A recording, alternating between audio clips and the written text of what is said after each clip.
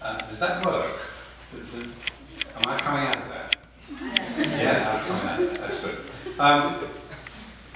Okay.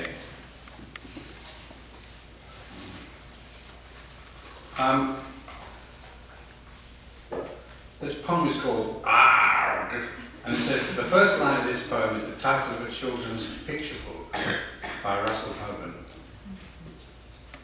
They came from Arg, they came from they came from Travis Toomey, and most of them were desperate, and all of them were doomy, and some were unicellular, and some were diplopod, and one was like a devil's child, and one was like God. They came from yipes, they came from cripes, they came from corpses close, by candlelight with faces white, glutiferous and gross. They came from grass, they came from gourd, they came from Gobbler's Grange, and most of them were horrible, and all of them were strange, and some were polymorphic dwarfs, and some were 10 feet tall, and one had 7 savage heads, and one had none at all. They came from Glug, they came from Groove, they came from Shambles Hammer, and oh, the wicked words we heard in uncorrected grammar. They came from Alf, they came from Eek, they came from Willard's Weevil, and most of them were scrofulous, and all of them were evil.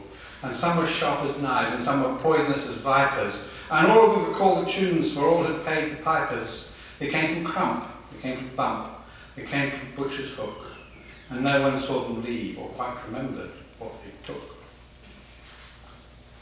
Now, I gather that there's some enormous number of people in Britain and the United States who believe they have been abducted by aliens.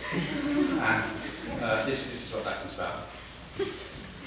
As tall as trees and twittering like the dead, in suits of bronze, from ships of chrysolite, wearing our secret faces, every night they came and left connectors in my head.